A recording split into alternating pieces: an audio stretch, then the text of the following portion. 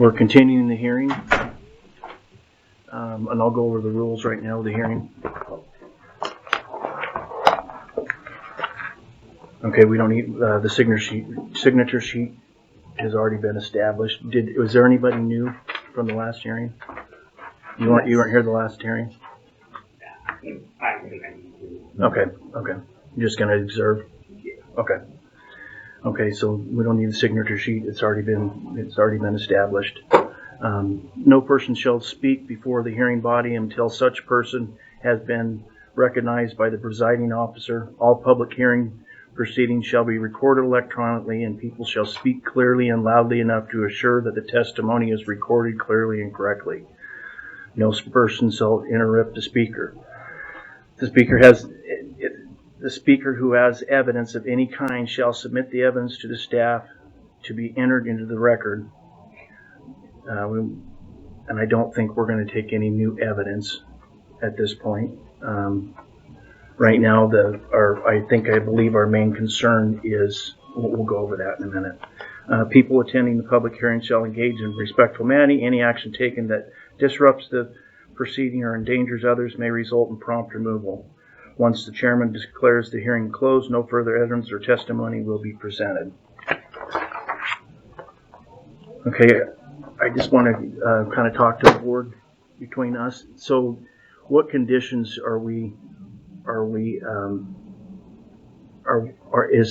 is concerning at this point?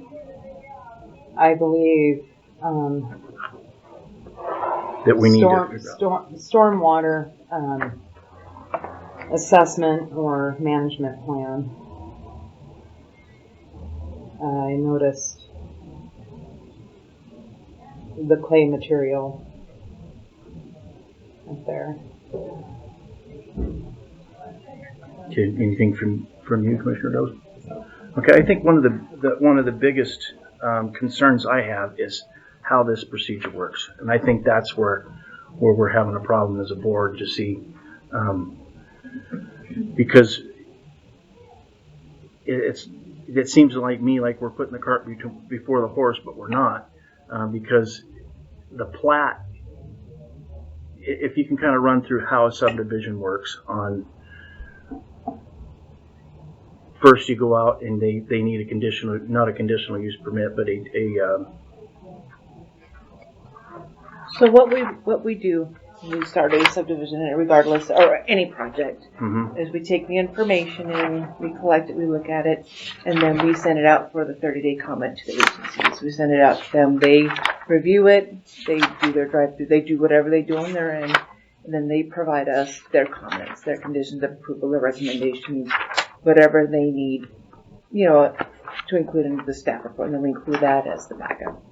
And then once we feel like this is ready to go, then, like for minor subdivision, we do the 30-day public comment period, and we have to notice that out. We put that out to the public, put it out to the paper, so any public can put in for the 30-day comments. They can come in and look at the staff report. They can ask questions, and we encourage that. We want people to come ask, what's this project about? What is this? We encourage anybody to do that. And then once the 30-day comment period ends, we typically get it ready to schedule before you guys for approval. And we prepare the staff report based on what the agency comments have said, between departments and then the outside agencies. Okay. So they file at first they file a site disturbance permit, right? Do they go through and do that? Is that where? Not necessarily. This okay. one was not. There was an IDL road. From my understanding, it was a logging road. Okay.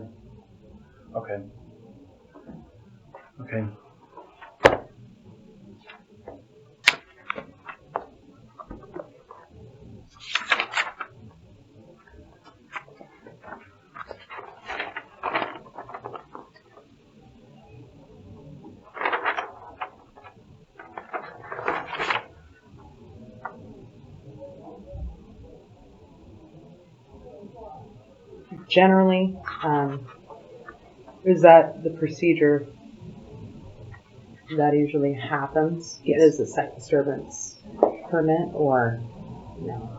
I guess it's going to be each project is different, each property is different, so we never know. Case by case. Absolutely. Okay. Now, what we're deciding is whether this property is conducive of subdivision, right? And basically, kind of is what I'm kind of thinking, that it's conducive as a subdivision, and all the grade, the road width, everything else is covered by our ordinance. And so in order for them to adhere to our ordinance, all that has to be done prior to them building the house, Yes, or in the process. in the process of building the house. But we try to make sure that the roads are, they're either in progress, like when we're giving it to you guys, they're still working on the road, making sure it's good. So It's a preliminary progress. approval, yeah. Okay, so it's a preliminary approval is what we're doing, and then everything else hinges upon the plat. The plat is the final. Is the final. Once they have met all the conditions, everything has been approved. We will not bring it to you guys until we know it is ready for signature. Okay. And then a building permit, just so you guys know, in general, like if we get a house, we send it out to all the agencies. Send it out to fire ASB, public water sewer, depending if if it's public or private. I send it to ICP if it's in that. So I send it to Public Works. I send it, even if I've had to send it to Forest, it depends. We want to make sure everybody is good with these permits, because we never want to put the cart before the horse and have something that's not approvable. We never want to issue something. If there's a problem, we want to either catch it, or they'll make it a condition of approval. We get that. They'll go, we need X, Y, and Z to be done before you CO the house. So we could do that and have conditions of approval on a building permit, and then hold them to it before CO, before a final inspection. We want to make sure everything, all the T's are crossed, I's are dotted before anything moves forward. So even with planning and zoning, Absolutely. you would be checking on it. Absolutely. Okay, and making sure our ordinance is being followed through. Yes. Okay. Okay, and the final plat is actually the determining factor of the subdivision's completed, it's okay, and it goes out. Okay. Now I noticed in the ordinance it talked about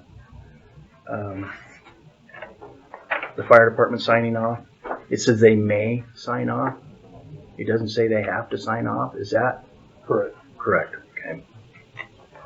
Now, when they sign off at this first point, that's what the other question I have. If they sign off at this first point, it's almost like, why would they sign off before the subdivision is completed? I don't understand that. How that? They're looking at the road to make sure it's good. And if I never will question an agency. If they are saying it's good, who am I? We're a facilitator. They're the subject matter experts. If they're saying it's good. Okay. And then again, at building permit, especially if we're having a house up there, they'll look at it again. Okay. Because I'll send it back out to them. Say, hey, you guys are still good with it? Wait. Okay, and they have to sign the final plat too, right? No, not the plat. Okay.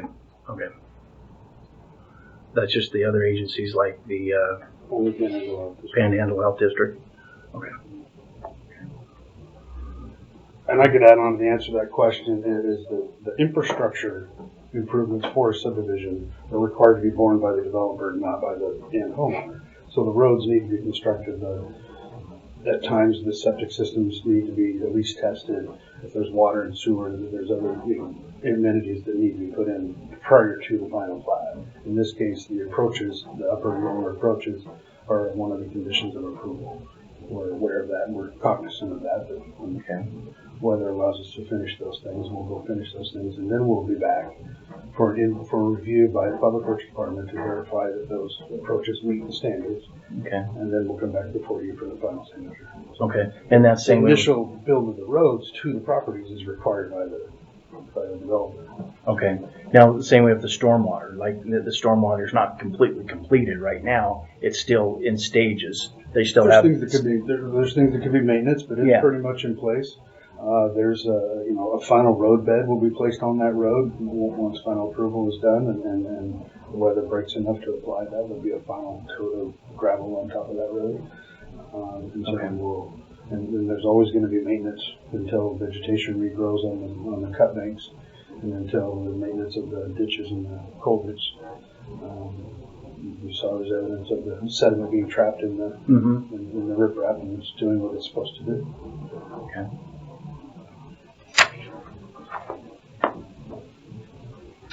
All right, we'll open it up for public questions, or I guess, yeah, public questions. Yeah, public statement, yeah. Could you state your name? Are we accepting new evidence? We're not accepting new evidence, we're just, this is just based off of what we've, just state, Okay. Matt Feener, 876 Burke Road. I presented before the grade. We shot it on the way down. It was 22% again on the emergency access road. I believe we presented the road width. I don't have the engineers or the surveyor's report there. None of it hit the 30 feet that we measured. Like I said, I don't care if you build houses up there. I care about the county's assets, the fire district assets, fire truck and an ambulance going up down that road. You're talking $1 million worth of vehicles plus a man's life. So same thing as what I said before. Okay, thank you. Okay.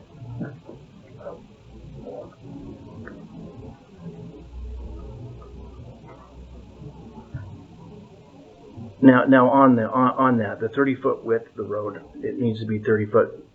Now that would be that would be inconducive of the ordinance. The 30 foot is, I believe it's 20 foot. We've got easements, so 30 foot total on easements. With easements? So it should be a 20 foot road, travelway.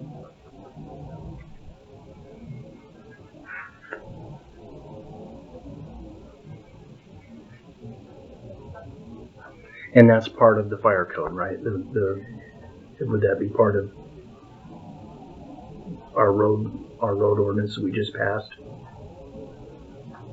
I don't know if I mentioned your question, but the road standards. The road standards. For access roads. Yeah. Is in our Title 986 of the performance standards, which is reflected in the fire code. Okay. So the 30 foot is for an easement right. The travel surface is a 20 foot wide travel surface, or as approved by the fire district. In the fire code, it lists in at least 8 places where the discretion is given to the fire district. Okay. For road width, grade, and for road width and grade. Road. This access road is not a primary access. It does not need to meet any of our road standards for access to the lots. It's simply an amenity as an emergency route. Okay. And in the fire district comments, they were absolutely pleased to have it. Okay. And it was accessible by them. They traversed it with their fire trucks. They physically tested the road surface and the road grade and the road width. Okay. And was that the concern that the public had, was the grade of the road from for the emergency escape? Yes. That was emergency. One by far. That was the one. That was the main concern. The emergency road. So when the fire department goes through, and is that when they okay the road, or is that when they sign off, the initial sign off? Is that when they okay it, or do they put extra language in there that says They can add conditions of approval if they need to see any improvements or any upgrades, or they can have, they can add what they need to. They can add recommendations. But in this case, they were fine with it, and they had no conditions for this road. for the emergency access road? They had no. Okay. You have further questions? No, just understanding the process. Okay, and the width of it was the width and the grade of the emergency access. Yes. Okay.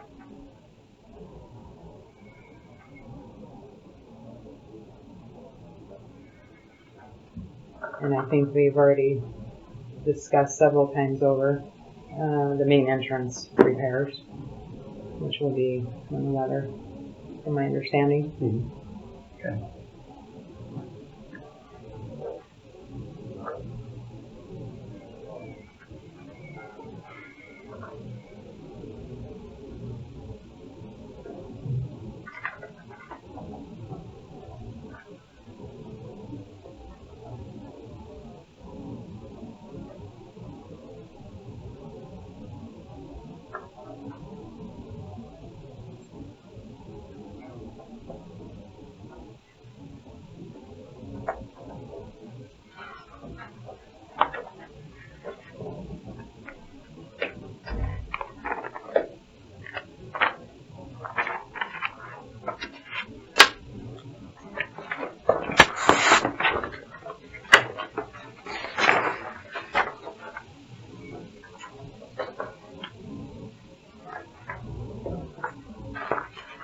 Okay. Do you guys have any other further questions? Do you have any other further comments? Anybody? So I just want to discuss the Can you state your name? Damien Cowles, Mhm. 28 Star Way, Big Creek. As you guys can see, when we went down, we had discussed this last point that there was not a turnaround for the fire trucks. Once houses go on those small pads, there's nowhere to turn around. So, And that'll be done as to the fire, as to our, a condition, right? Isn't that? what They can add it as a condition that permit. They had no concerns in their comments to us. They did not cite any concerns.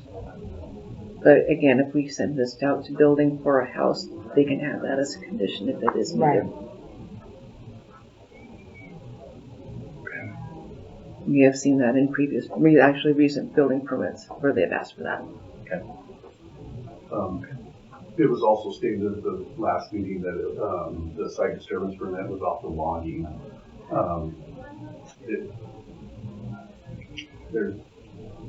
It's kind of convoluted because they started logging and then they went to building pads and they went to running utilities. And where does that end? You know, I mean, if I got a permit to go build a garage, I couldn't go build another building pad on my property. That's not what those permits are for. That's for the work that is happening. And under the ordinance, there's another set of regulations for the minor subdivision that need to take place. There's soil risk assessment, there's stormwater management. All these things fall under certain categories as you go through your permit, your disturbance permit.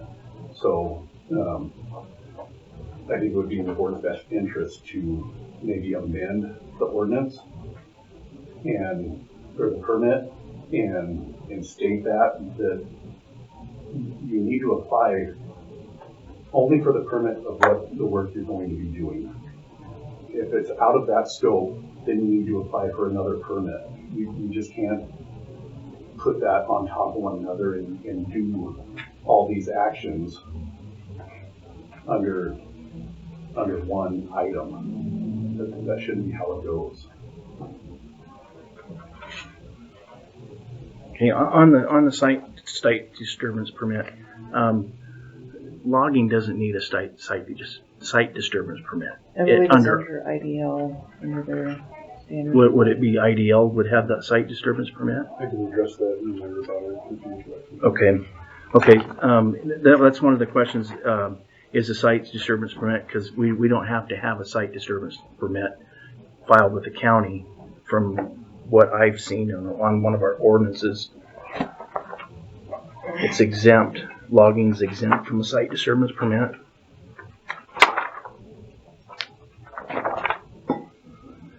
It would be 918.5 applicability with permit required and exemptions. The following activities are exempt from the permit of this chapter: logging roads under the jurisdiction of Idaho Forest Practice. Now, that leads to another question. With the site disturbance permit, wouldn't they would have had to file another site disturbance permit in order to do any of the other things that they've done? No, they're not in this case. Okay. Because, and I can address that as part of my rebuttal. Okay. So, Okay, I'll reiterate what I said before. The emergency access road is a 30-foot wide easement. There are parts of it that are in excess of 10%. That section of the road is not subject to the access road standards, as the upper part of the road and driveways to the properties are. And that's the concern the fire district has and has the jurisdiction over with our road standard. When we apply for building permits, additional work will be done by the fire district to determine turnaround space on the developed lot.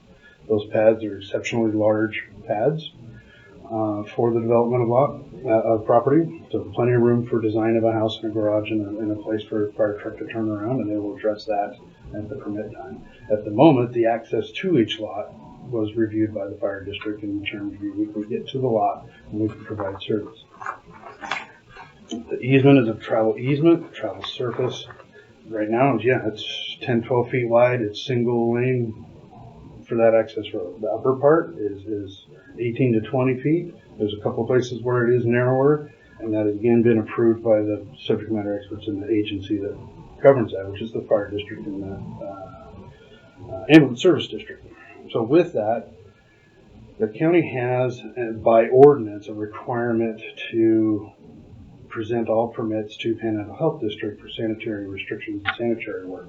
That's in our ordinance, and that's a requirement.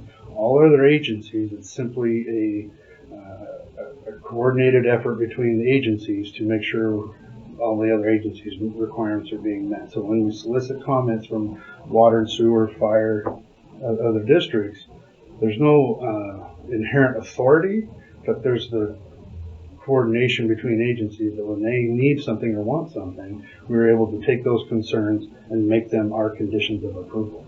So we are the authority that can grant those conditions. The water district on its own, the fire district on its own can't impose those requirements other than through a permitting process.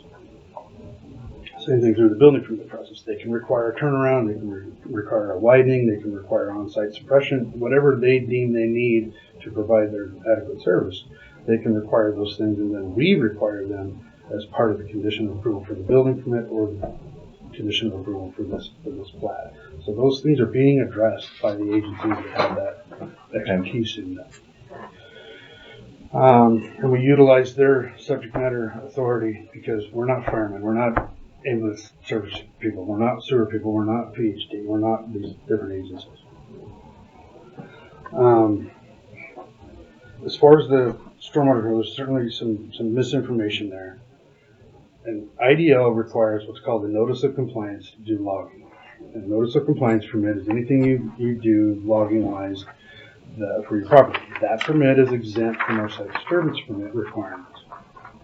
The public is not incorrect in that you can't double team projects and go up there and do your subdivision development under the IDL permit. You can, however, create those roads and create those logging decks as part of your logging and then use them for your subdivision eventually. At this point, there was no need for an additional site disturbance permit because, one, the roads were existing and they're improving our roads, and that's another exemption to our site disturbance, that improving existing roads doesn't require a site disturbance permit. It does require that a stormwater proposal be put in place, and what was proposed, that there is one in place, and that the site is being controlled for stormwater.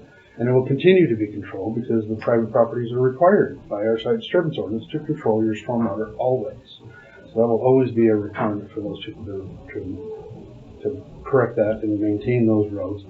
If any future landslides, any future excessive erosion happens, they'll be required to go fix it and mitigate it and fix the ditch, fix the culvert, modify in whatever fashion needs to be done. New versus old work. Again, there are a couple of driveway pads were cut into the logging decking pads to clear the logs for the property. That was worked with through Rodney Cochran with the Department of Lands.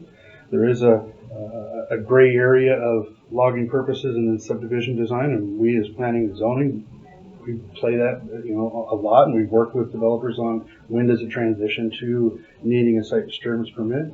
And in the right cases, if it was new development or new roads and new pads, we would require a site disturbance permit for that. And in that permit would be a plan for how do you plan to culvert, how do you plan to convey this runoff. and then we inspect that as we go along, and that's part of the approval. In this case, those things were existing, and that's why we didn't need another additional permit. So basically what you're saying is if you can log it through, IDL and then use that to basically, use their permit to basically build your site pads. You can create your access roads and then do your site pads as as decking, Sure. but, okay. If it's conducive to their operations. If it's, and it was 2 pads, one was already there. Mm-hmm. If it was 9 lots and we created 9 pads, that's not logging, that's excessive, I would completely agree with that. Okay. 2 lots and 2 decking areas from different parts of the property was, if they didn't do a subdivision, they still would have needed those decks to pull the logs down and load up a truck to get the logs off the property. So again, there's a gray area there to be played. That way we don't, and the evidence on site was the site was well maintained, and there's no evidence of erosion control that's out of control. Everything's being maintained and being conveyed where it needs to go and captured where it needs to be captured, and it's part of maintenance and future growth of the side banks. Okay. To further bring it to completion. Okay. I don't have anything additional for rebuttal unless you have questions. Okay. Do you have any questions? No. Do you have any questions? Okay. All right. Are you guys ready to close the hearing and make a decision today? Okay. Okay. All right. I would entertain a motion to close the hearing. So moved. Second it? All in favor? Aye. Aye. Okay, motion carries. We're in deliberation.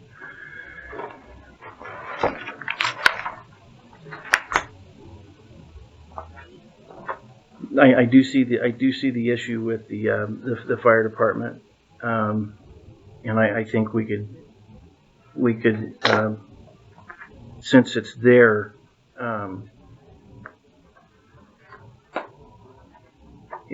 part. I think we could probably wrap that up in on one of our conditions that they sign off. Before. They sign off and agree that the emergency access road is sufficient for their, just one more step. And they have fire department 2. Is it 2 that's on there? One. 1. That's it. They all they're combine unified together. now, so. Okay.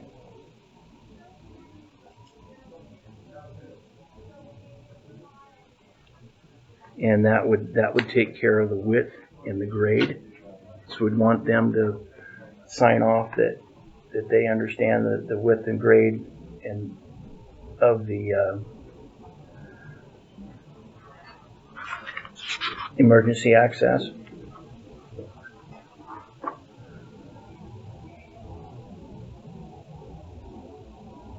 And then also, I think we can do another contingency that we do ensure that each lot has a turnaround spot for the fire department. Prior to final or building permit? Building permit. We typically do it. Do it at building permit? Okay. Okay. We have a comment in here that says applicant shall meet all requirements of Shoshone County. You gotta wait, but Sorry. Well, Wait, no, I yeah. wasn't sure on the conditions. That's why I was. yeah, okay. Yeah, it'll be during during the building permit. Okay. Do you have any conditions or anything that you? No, I think everything was discussed and how it will be handled. Okay. In addition, once building permits go out and Okay. All right. I would entertain a motion to move forward. Either approve or disapprove. Point of clarification, did you Oh, that's right. suggest a condition? Yeah, I suggested a condition. And would you state that condition again? The condition that we were going to have the fire department sign off on the emergency road access, verifying width and grade, that they understand the width and the grade of the road, that it doesn't just basically giving their blessing again. Okay, To make sure. So for clarification, you're talking about that little road that's a bonus that they're not even required to have. Yep. Okay.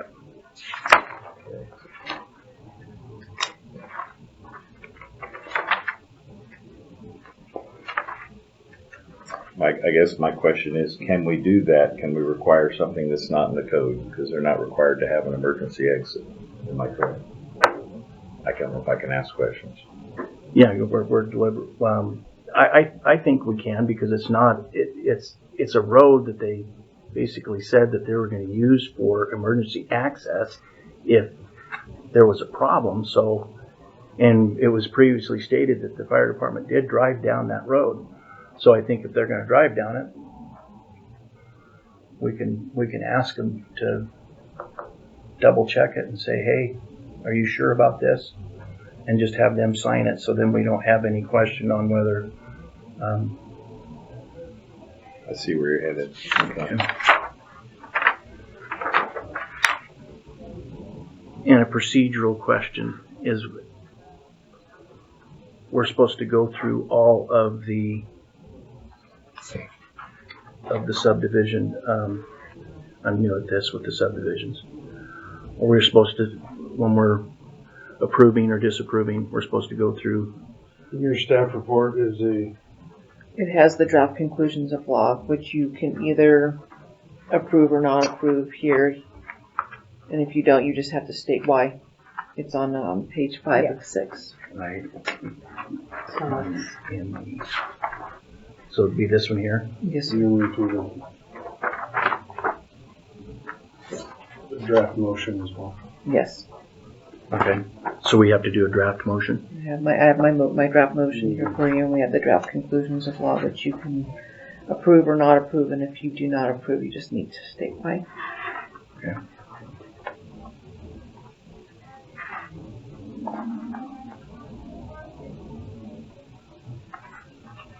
So that's all you need from us, is do the draft. Just I need to read off the draft motion. The draft motion with the decision to accept the conditions as presented, add additional conditions which you made clear you want to review, in addition to the existing ones that are proposed. Okay. And then go through the conclusions of law stating that these are your conclusions of law, which is the taken out of the subdivision ordinance to verify that we've met all those requirements.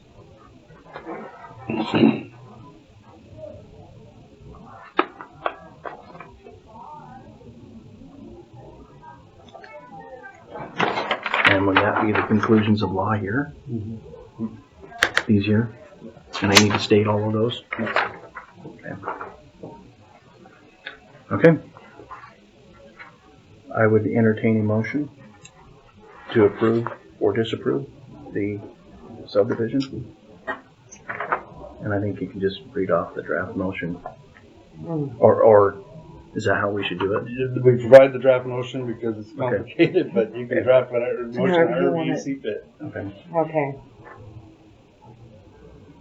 Just read the draft motion. Yeah. Based on the findings of facts and conclusions of law set forth in these documents and any additional testimony received, the Shoshone County Board of County Commissioners order this application for a minor subdivision, case number MS-167-25, Polaris Peak Estates, to be approved with additional conditions. Okay. And the additional conditions was the fire department signing off on the emergency access. Yes. Okay. I'll second that. All in favor? And then you'll need to go through those conclusions of law and make those statements on the record. Okay. The comprehensive plan The comprehensive plan does conform with the goals and objectives contained in the comprehensive plan. Code regulations, the proposal does conform to the standards of Title 10 subdivision regulations of Shoshone County. Zoning, the proposal is consistent with the purpose of the intent of the existing zoning. Surrounding use, the property is compatible with the existing use in this area. Impact on public, the proposed use is not detrimental to the public safety or well-being.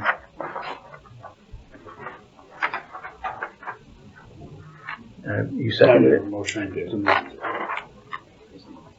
All in favor? Aye. Aye. Okay, motion carries. That's it. That's all she Thank did. you. All right, thank you. Thank you. All right, we're adjourned.